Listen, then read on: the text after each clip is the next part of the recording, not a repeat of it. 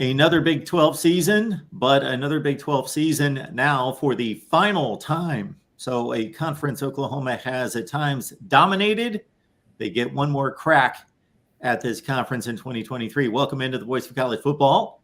It's our OU Sooners live show that we present each and every week, typically on Wednesday at this time, just about 90% of the time. So please lock it in and subscribe and hit the bell for the notifications. And please join us on the Big 12 channel.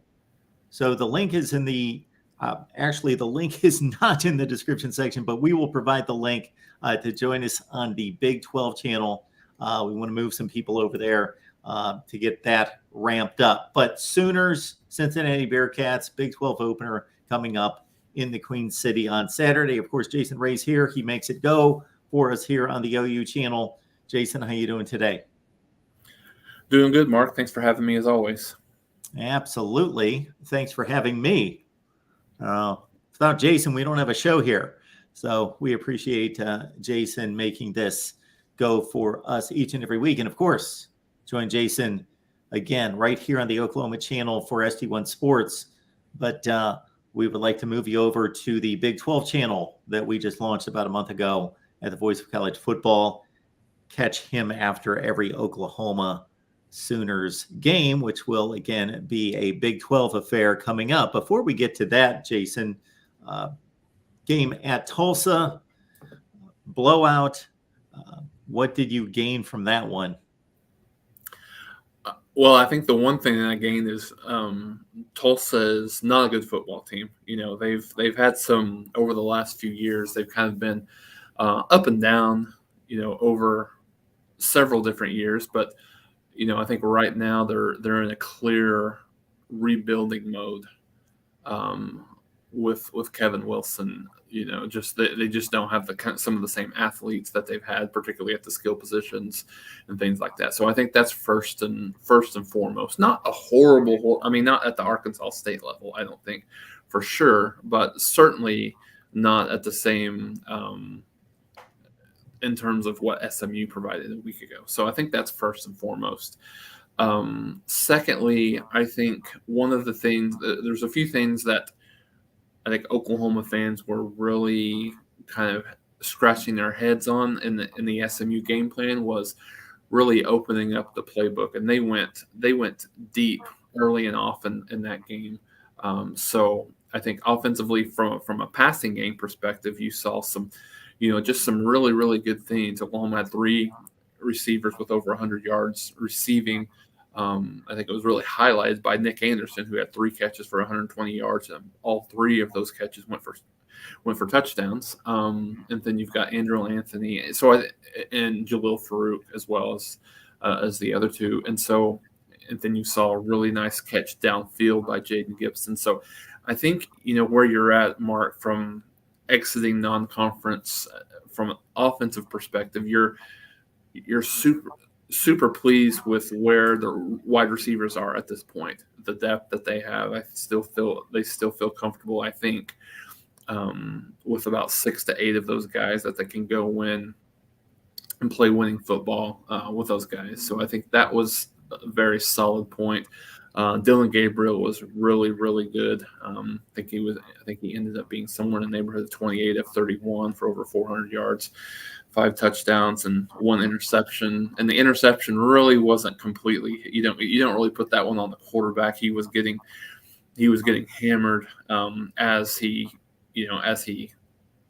ball was leaving his hand, and didn't really have a good opportunity to step into the throw as much as possible. So that was not really on him. So I think the biggest concern for me continues to be overall on both sides of the ball is the offensive line, very particularly the inside the guards in the center position internally within the offensive line, because they didn't dominate at the point of attack that you would expect and you would like them to see, or you would like to see for them inside. Still had trouble running the ball consistently in between the tackles.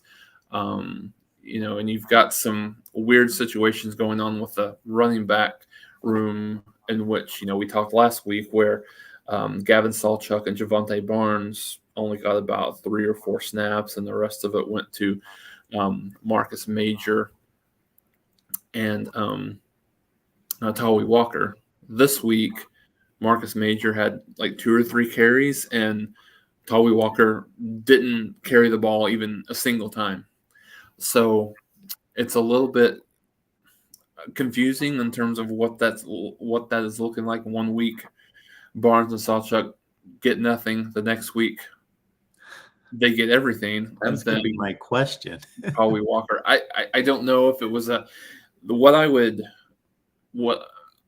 just assume. I think, Mark, at this point is they're just trying to get Sawchuk and Barnes some reps and really kind of feel like when they get here in the conference season, who are the guys that they feel comfortable with using. So I think they probably felt like they could win this game in a solid way with any of the running backs.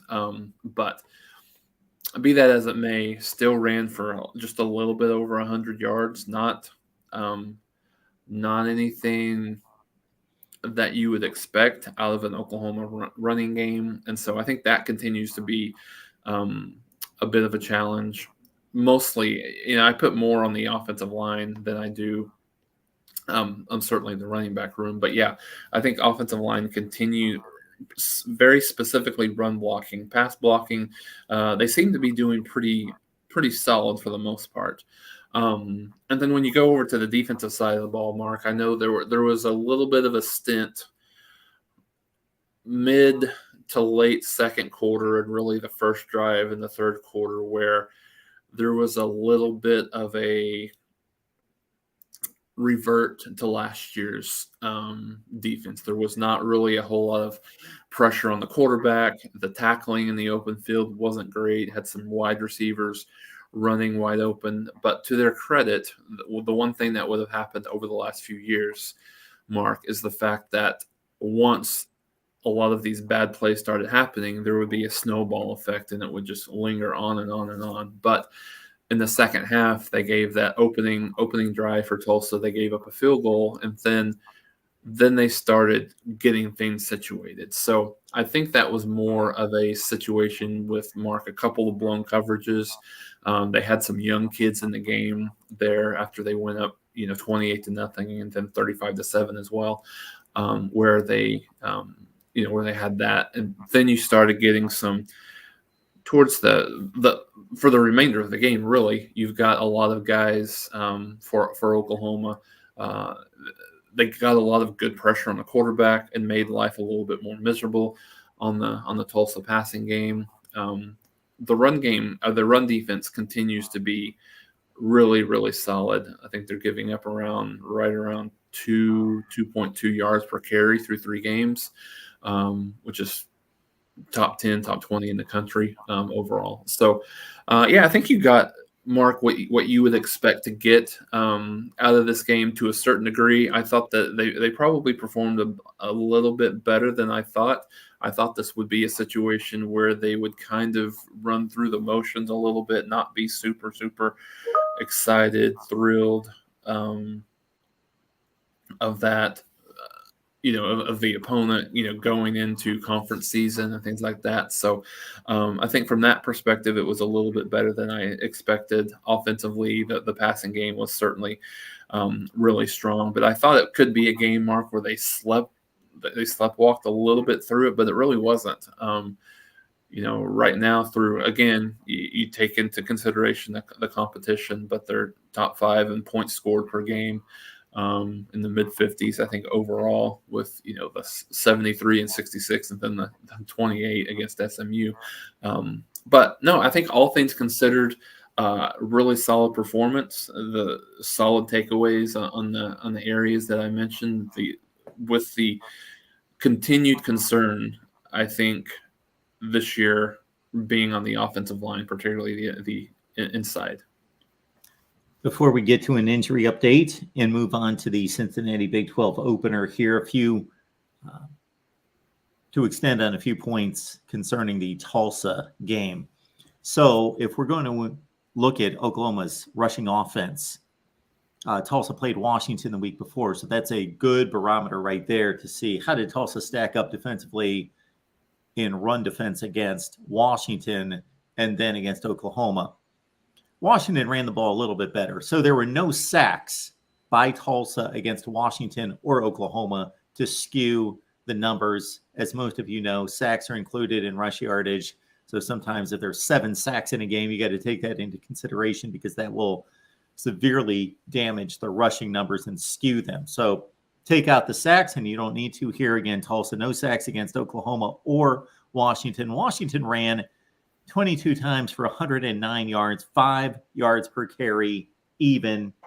And Oklahoma on 28 carries ran at 4.3. So that could be determined. You'd have to watch the 2 games to be basically null and void, just about the same, or that is about 0.7 yards less per carry. That can be significant actually over a long stretch of carries. So that's just to make a comparison between the Washington output versus Tulsa and Oklahoma. In terms of Dylan Gabriel going 28 for 31, and then seeing that a fairly high percentage of those passes were either downfield or taken by the wide receiver after the catch downfield. It wasn't like he was just dumping the ball off all night. That's precision work even against air. Take out the pick in which he was under duress, and he's 28 for 30. Yeah, I think the area, Mark, that I'm probably the happiest about is what he's been able to do down the middle of the field. That was the clear area where he struggled mightily last year, and really kind of the consistency of that accuracy. And he made just a beautiful pass to Jalil Farouk on a slant route early in the game. That was right on the money, and then he's much more accurate this year. And so again, it's the kind of the wait and see mentality that I have really kind of tried to keep in the back of my mind as you evaluate this team overall, playing one pretty solid team and 2 pretty bad teams overall. That probably neither of those 2 teams will probably be bowl games. So I think the real test starts this week against Cincinnati.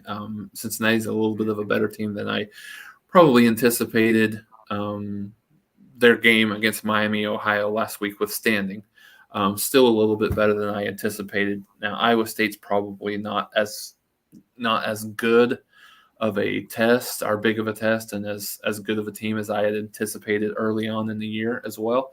But I think you're still going against probably these next 2 weeks before Texas. You have 2 of the probably mid to bottom tier teams in the Big 12.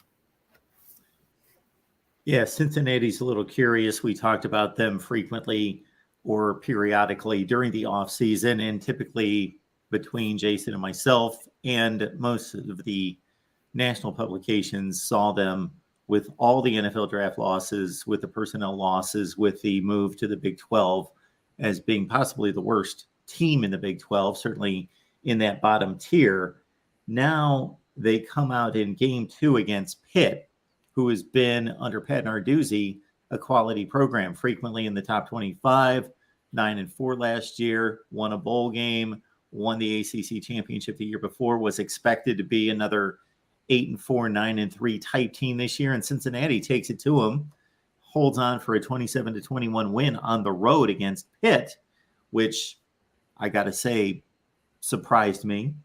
Now, Pitt goes on and plays another horrible game against West Virginia, so maybe they're not that good. And we kind of play this game early in the season where, oh, you did that against that team? Oh, well, maybe they're not as good as we thought they were, because then they went out and you play this endless string of trying to match up the transitive property and what really matters. But these teams were going into week 4, so the resume is being built. So the resume for Cincinnati is an FCS win in blowout fashion the first week against Eastern Kentucky. Then the Pitt game that I mentioned, up 27-7 against what was supposed to be again, a fringe top 25 team that is disappointed. And then they go and they play Miami of Ohio, who is basically a mid-tier MAC team. If you look at their numbers over the last 5-6 years, they're almost the quintessential 500 team in the MAC.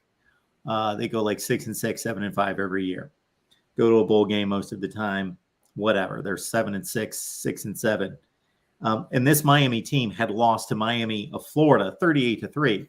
So again, another comparison. They get obliterated by Miami of Ohio by 5 touchdowns. They beat Cincinnati in overtime. Emory Jones is a quarterback that many people are familiar with. He was the starting quarterback at Florida. He was a 5-star. He doesn't look like a 5-star now in college, but he was one coming out of high school, fringe, high 4, 5-star, depending on the service.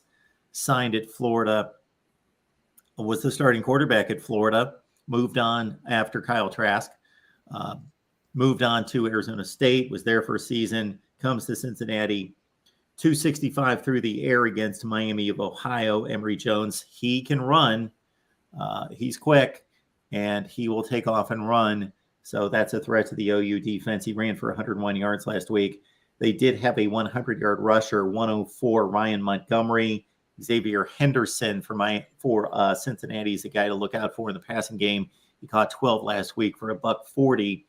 And what's interesting about this Miami of Ohio matchup for Cincinnati is the turnover ratio was even, but you get a real feel for how Cincinnati probably should have won this game. They outgained Miami of Ohio by almost 200 yards, 538 to 358, had 30 first downs to 16.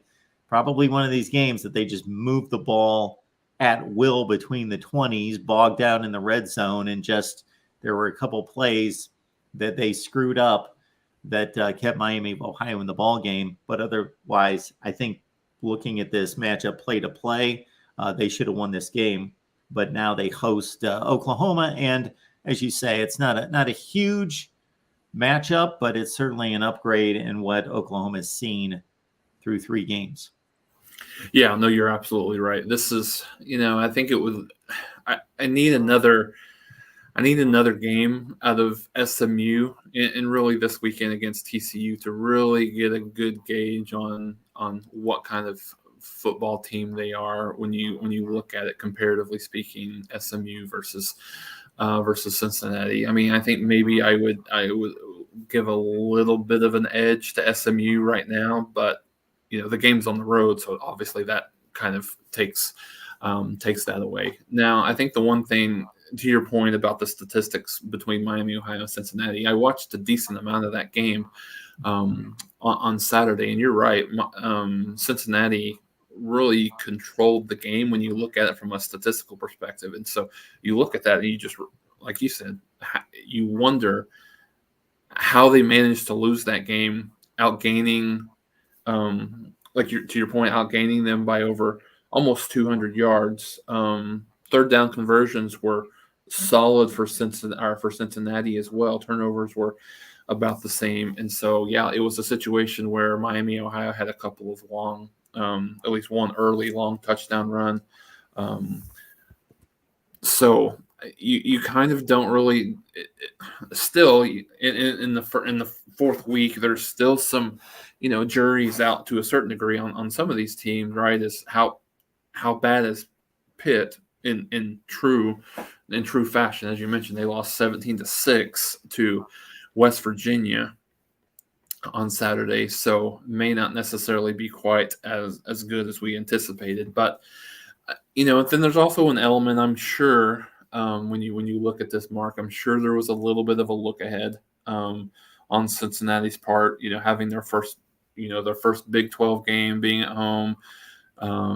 Big noon kickoff from Fox is actually going to be in Cincinnati for the game, so I'm sure there was that element. And when you play some of these teams, and if you're not ready to play, and then you find yourself in a dogfight, sometimes it's hard to do that.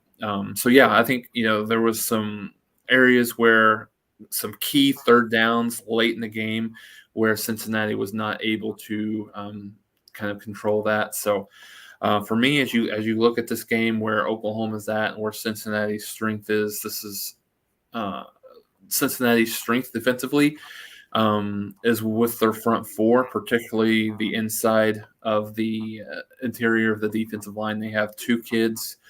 Corleone is one, but another one. Both of those kids are probably NFL players. So I think the big key to the game is going to be how Oklahoma is able to neutralize those guys inside. So I would expect a lot of kind of outside zone running plays, running scheme for Oklahoma. I would anticipate a lot of rollouts, sprint outs, things like that, getting Dylan Gabriel out of the pocket a little bit because, you look at Miami, Ohio's offense, and again, you're comparatively speaking against some of these teams, right? When you look at Miami, Ohio's offense, they scored 31 points in the game, 7 of which were in overtime, but they only scored 3 against Miami Miami, Florida in the game that you'd mentioned in week 1, where Miami, I believe, won that game 38-3. And then Miami turned around and gave up, what was it, in the upper 30s to Texas A&M. Now they scored 50, right? But so when you look at some of those games, I think this game, to me, when you look at it, I think the road atmosphere, their crowd, their kids, their stadium being really excited for the first Big 12 game overall, and for Oklahoma, yes, it's exciting, but they're moving on to different things next year, so that type of thing isn't probably the same thing. So there's a lot of emotion in the stadium. So I think when those things clear, Oklahoma has the advantage of the better football team. They should be the better football team on both sides of the ball. So I think that's the key offensively. How is Oklahoma going to be able to really neutralize those tackles when, in terms of the other side of the ball, really it's keeping Emory Jones in the pocket. Like, don't allow him to be a runner. Don't allow. So I think Oklahoma struggled a little bit at times in over pursuing the running back last week against Tulsa, meaning they would get out, they would rush past the quarterback, and then they would get themselves kind of out of the play from a defensive end perspective. If they've got to be probably a little bit more disciplined, keep Emory Jones in the pocket, and as long as they continue to play well from a run defense perspective, I think this one Oklahoma should be okay with, because if you win this game, you set yourself up to, again, a classic look ahead next week against Iowa State. But because these guys watch film, and these guys see, you see that you go and you score 7 points against Ohio. If then you've got Texas the following week, how as an 18 to 21 year old kid, how in the world are you going to be excited about playing that game? But those are the games that are sometimes the toughest, and this week as well, kind of the same situation. You lose at home to a Group of 5 team, and to your point, a mid-tier MAC team over the last few years, and I think you got to guard against complacency there, which you always do with kids these age. But Oklahoma's the better team. But those are probably the two of my areas that I kind of really identified watching both teams, is where the game will really be decided, just in terms of kind of that line of scrimmage from almost said Clemson, Cincinnati on the defensive side of the ball, and then Oklahoma really just being able to keep Emory Jones in the pocket and make him be more of a drop back passer versus a runner. Yeah, I know that Iowa State has had its issues with the gambling suspensions and lost their best running back and their starting quarterback and a few other players, but that's one, as a Big 12 member, you just don't drop one to Ohio University. So there's where we stand there. It's been a very up and down year for the Big 12. Most people have focused on the down because the losses have been much worse and more embarrassing to mid or low level Group of 5 teams, when you see Texas State beat Baylor and Wyoming beat Texas Tech, and now Iowa State loses and Cincinnati lose to Ohio and Miami of Ohio. So a big weekend for the southern tip of Ohio MAC schools against the Big 12. But the Texas-Alabama win game, I still categorize as a huge win for the Big 12. Even though Alabama is struggling, I expect them to still prove to be one of the 10 best teams in the country. Yeah. And there have been some other results that I thought looked favorably on the Big 12, even though they lost Texas Tech at home against Oregon, 2-score lead in the fourth quarter. That was really a complete flip of the coin kind of game. Baylor hanging with Utah with a backup quarterback for both teams in to the final minute, in which they had a lead very late in the game. So, yeah, not a great look for the Big 12 overall, but I think some of the results you have to take into context and understand, just understand seeding and comparisons against the other conferences. Kansas State, that's not necessarily a great look, just if Kansas State is who they are supposed to be in the Big 12, which is a top 2 to 4 team, and Missouri probably a bottom 4 team in the SEC, and Kansas State loses on a improbable 61-yard field goal at the gun. So here we go. We're starting Big 12 play, and Jason, we talked about it all off season about how unpredictable this conference will probably be past Texas and possibly past Oklahoma. You're right, Mark, and it's really continuing to show itself in that manner based on exactly what you'd said. And there's a couple of teams that are, I think, right where you expected them to be. And there's a couple of teams that are better, a couple of teams that are worse. I think right now, obviously, I think the jury's out to a certain degree on Oklahoma, right? But I think they're the one team that really has there was a test against SMU, but really hasn't been pushed on, particularly on the road. Texas obviously has the biggest win. Kansas State that game was very surprising to me coming in, just seeing how well Kansas State had played through the non-conference thus far and how really poorly Missouri had played, really struggled to beat Middle Tennessee the week before. So I thought Kansas State would cover that number and kind of handle the game fairly easily. So that was really surprising. BYU actually looks a little bit better than maybe they were in week one. Barely beat, I think, Sam Houston, 7-3 in week one, and then went on the road to beat Arkansas, which I don't know that Arkansas is quite as good as we anticipated either. But yeah, but then you've got some teams that are really struggling. Iowa State's really struggling. Oklahoma State looks like they're just in complete shambles right now, which I know is not going to hurt anybody else's feelings on that are watching here. But those that watched that game, man, they were close to being completely blown out of that. I mean, and you could make an argument that they still were. What was it, 33-7 against the team, Mark, that went into Tulane week one and really got handled pretty easily. So they are, man. I mean, I think right now Iowa State and Oklahoma State may be battling for, the worst kind of in the bottom of the Big 12, which is just so surprising with Oklahoma State, how successful they've been over the past few years. But yeah, Mark, I think ultimately you're going to see in conference play from week to week some of these teams just be very unexpected in their results. You've got as you mentioned, you've got the big win from Texas, which is the really kind of the crown jewel thus far in terms of wins.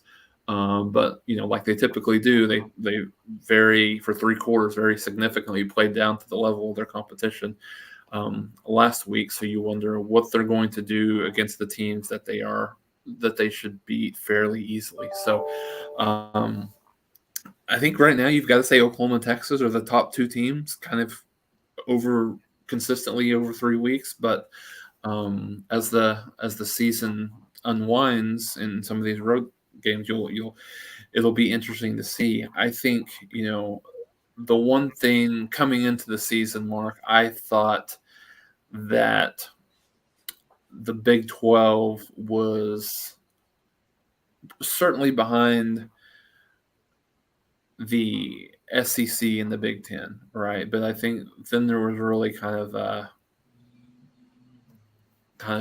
jumble point between the Big 12, the ACC, and the Pac-12.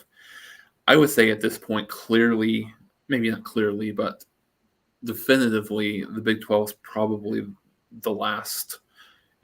Duke's a little bit better than we thought from the ACC. North Carolina may be a little bit better. You got Florida State, and Clemson's going to be Clemson despite that game, the first game. And my gosh, the Pac-12 looks really solid.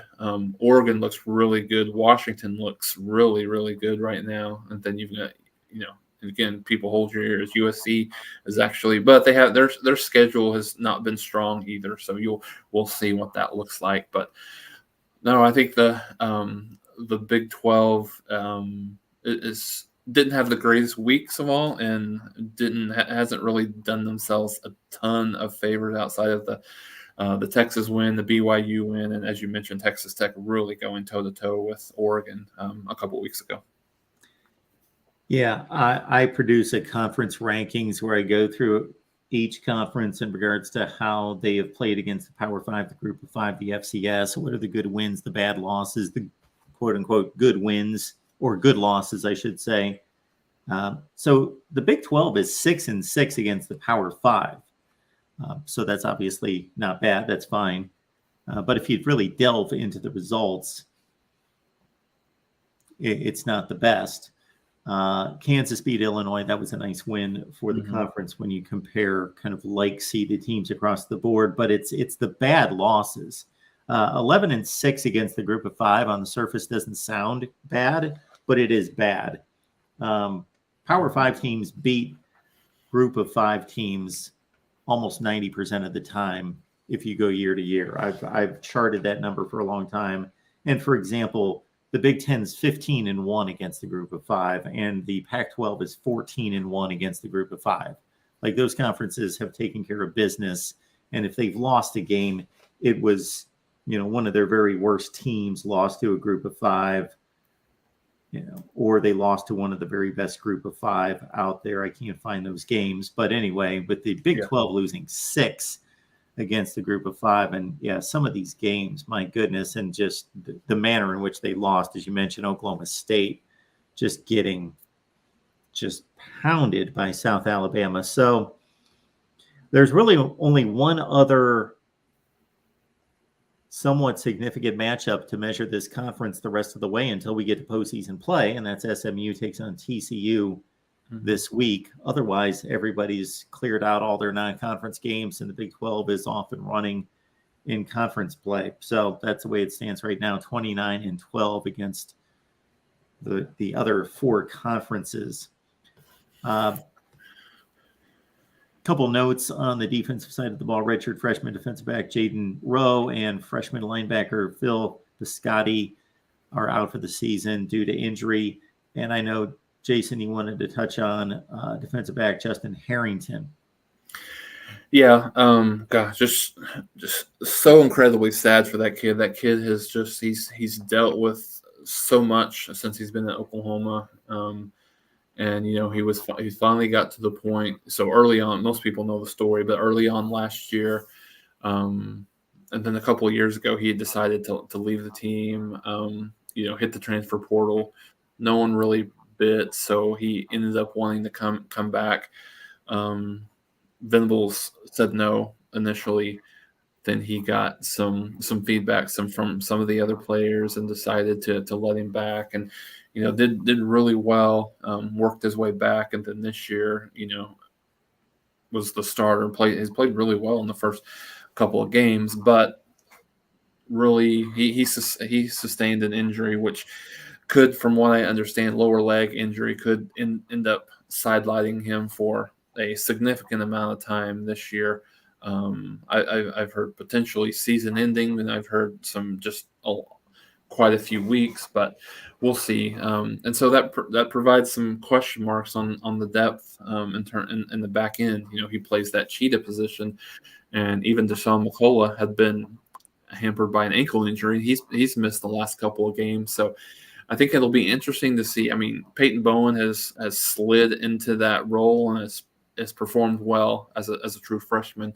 But it'll be good to see for Oklahoma fans. It'll be good to have McCullough back if he's back from he had a high ankle sprain that he suffered really early on against Arkansas State and had missed the last couple of games, but looked like he probably could have went this Saturday if it would have been a situation where they desperately needed him, but they didn't. They didn't end up needing him, so I think they wanted to, kind of save him for this game. So yeah, I think that's still a question mark in terms of what that looks like Big 12 wise. But you would hope that they get him back to help solidify that depth with Harrington out for the foreseeable future. Folks, we have dropped the link to the Big 12 channel that we've launched here at the Voice of College Football in the chat. So please follow that link to the Big 12 channel.